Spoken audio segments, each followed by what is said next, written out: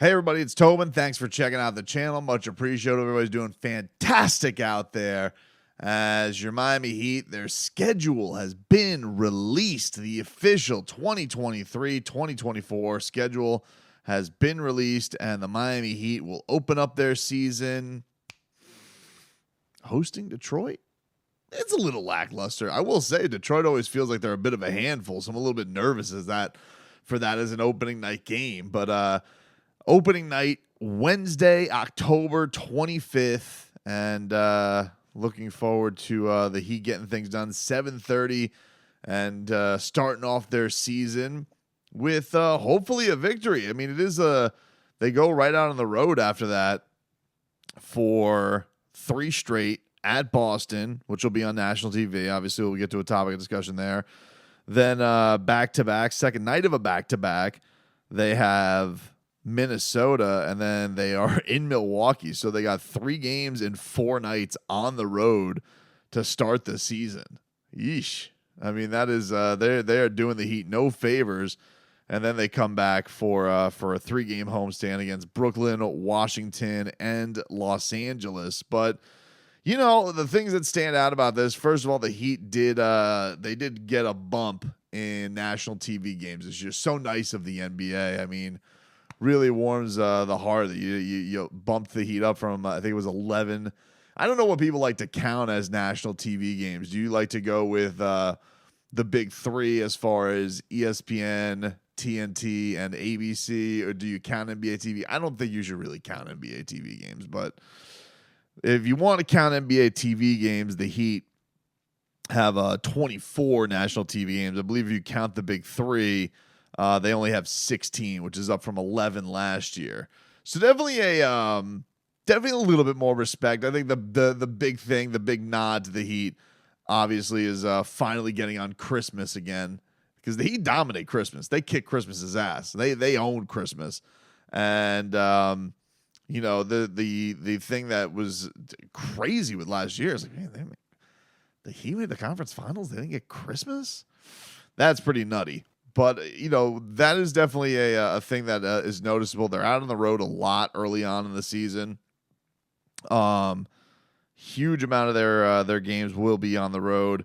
The other thing that really pops out with this is by the All-Star break, it looks like they're done. Just kind of eyeballing it on ESPN. Looks like after the All-Star break, no matchups with Milwaukee or Boston in the second half of the season. You got a handful of Cleveland's, got a lot of Detroit matchups after that first one. Yep, a lot of Sixers matchups after the All-Star break, but they get all their Boston and Milwaukee matchups in early on in the year. So that's definitely an interesting thing, especially wondering how like seeding is going to play out and all that. They're doing the thing again where they're doing a lot of short game, you know, a lot of series. So like the Heat ends the year with 3 straight home games, but they end the year on a back-to-back with Toronto, which is a little bit odd. They're kind of a wild card team as far as like, are they going to be good? Are they going to be terrible? Are they going to be mediocre? I don't really know. What will they be playing for at that time? One of the other things that stands out with this game that I'm curious about is what is going to be the game Udonis Haslam gets his jersey retired. I talked to UD. If you guys missed this, interviewed UD at Bam's camp 2 weeks ago, and he was like, yeah, I want to get this done this year. He's looking and ready to get it done. You mentioned that in that great Instagram post that you had in the 40 in the rap soon. Have you given thought, when do you think that will go down? Is that something you want quick? Is that something you want time between? I mean, I would like to get it over with. You know what I'm saying? I'm not a guy that looks for, attention and praise. So let's get that over with so we can focus on trying to get another championship around here soon. The game that stands out to me, I think, makes the most sense for UD, but I don't know if he wants to wait that long, because as you heard in the clip, he wants to get it over with. I feel like Wednesday, April 10th, hosting the Dallas Mavericks, that feels like a great game to do it. I think, his series against Dirk Nowitzki is kind of like his finals defense against Dirk Nowitzki, one of the more iconic things that he's remembered for. I think you could definitely say some of his series against the Pacers, like if you wanted to do it in the middle of the year, one of the home series against the Pacers. Like you always, you could always look at it and say, like, let's do an added night of buzz, right? Because I feel like they've done. I'm trying to think. They did.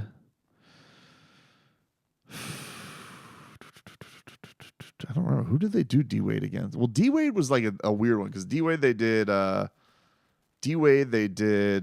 like a whole 3-weekend thing. But who did they? It was his against the Bulls. It might have been against the Bulls. Dwayne Wade, February 22nd. It was against the Cavaliers. So they did that one against the Cavs. Of course, who could forget? I did like the other day that the Cavaliers gave D Wade. For whatever reason, you'll get old stuff on your Instagram today. And I've obviously been liking a lot of D Wade Hall of Fame stuff. And for whatever reason, the Cleveland Cavaliers congratulations post to D Wade popped up today. And I was just like, it's like seeing Superman without his cape, seeing the D Wade in the Cavaliers jersey. Very, very odd. For some reason, so he was in the Cavaliers. I mean, he played against them. It's a little bit of a weird one, though. For some reason, I remember one of them was against the Magic. I feel like, because I remember Stan Van Gundy being whiny and cranky about it. I want to say that was Tim Hardaway that they did against the Magic. But yeah, man, I think that if they're gonna put a tie-in with it, to me the obvious favorite would be home against Dallas, but that is very deep in the season. Obviously, you could do a Boston series, and they got a Boston home national TV. They got a couple of those. I mean, you could do it. You could do UD's jersey retirement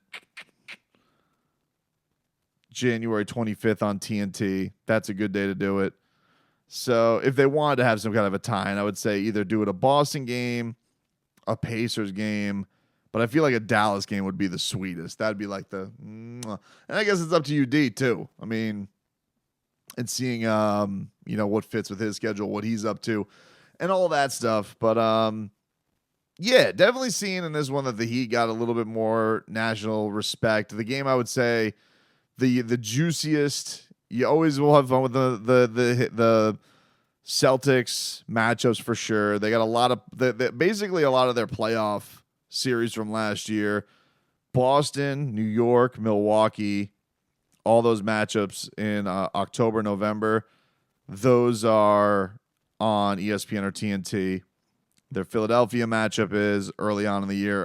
That's on Christmas. Mention that. Lakers on the road. More Heat Knicks. More Heat Celtics. For some reason, the Heat and Pelicans always seems to make national television. I don't really understand why there's such a juice nationally to that matchup that they're into that, but I feel like this is 3 straight years where they've gotten Heat Pelicans, and that has been a national TV game. Now, obviously, the thing that's interesting about this with the Heat was what were they going to do as far as Damian Lillard was concerned? Because obviously you can add more games later on in the year. They can flex games in and out.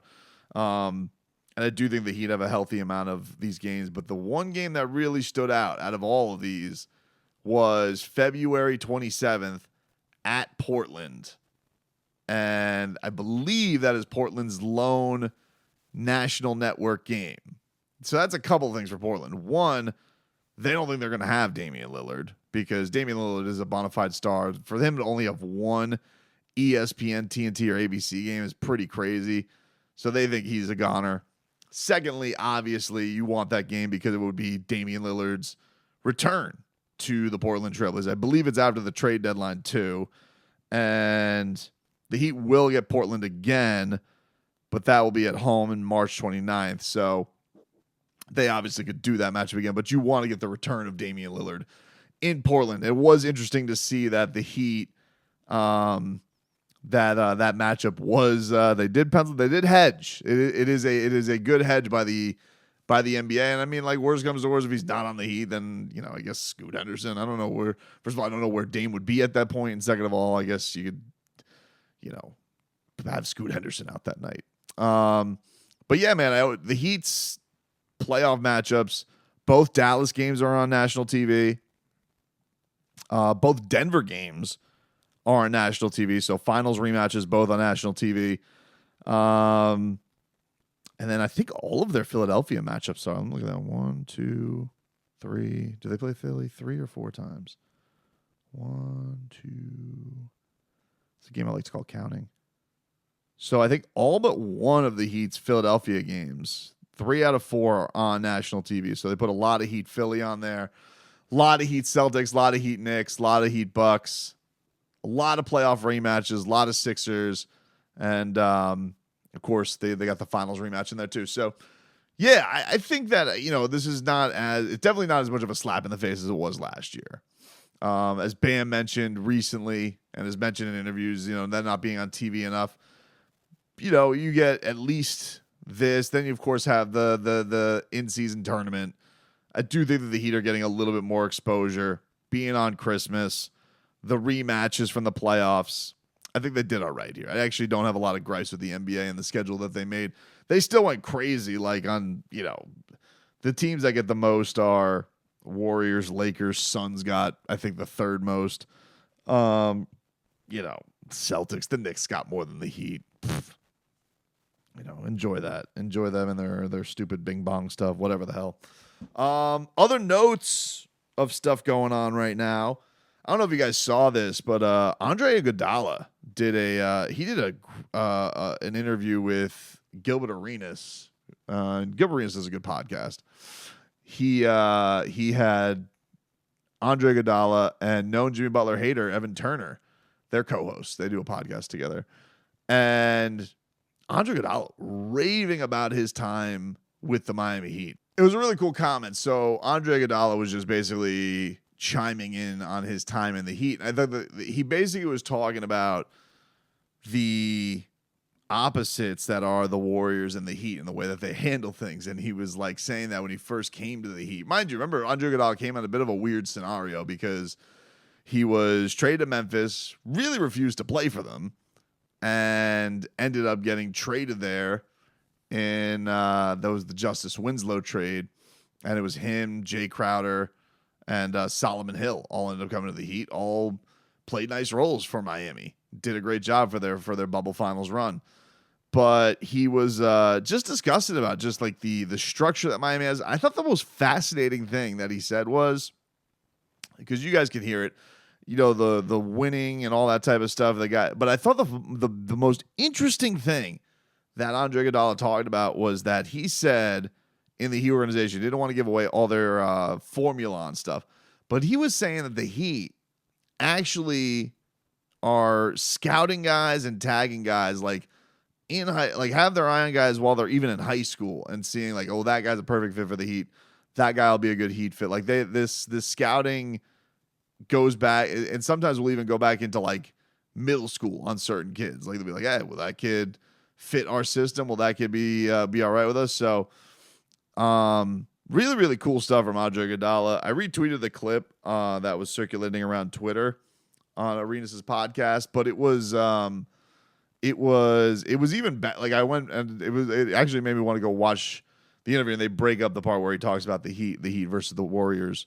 And really cool stuff from Andre Iguodala. He's like, that's what he's like. If I ran an organization, I would run it 95% like the Heat. I think that he said that the one thing that he would have is a little bit more fun on the court, because the Heat's part is winning is what's fun. That's Pat Riley. There's winning and there's misery. But he just had a lot of really cool stuff to say about the Heat. And then Boots on the Gram. 2 things. One, Jimmy Butler looking insanely jacked, looking in mid-season form as he is training for the offseason. Yeah, no matter where he is, he's usually in the gym and drinking coffee and putting up his 3 songs a day. And then Bam Adebayo posting Damian Lillard's album, which apparently drops at midnight, Don Dalla. And Bam, of course, doing what a good friend does. Promoting their album. If your friend has a project, you want to support your friend's business. Wink. So just, I'm sure he's a fan. Who's not a fan of Dame Dalla and what he brings to the table with all that stuff? Very fascinating. Very fascinating, everybody. Very fascinating. But I can't wait for basketball to get going. I cannot wait for the 25th, even if it is a Pistons game.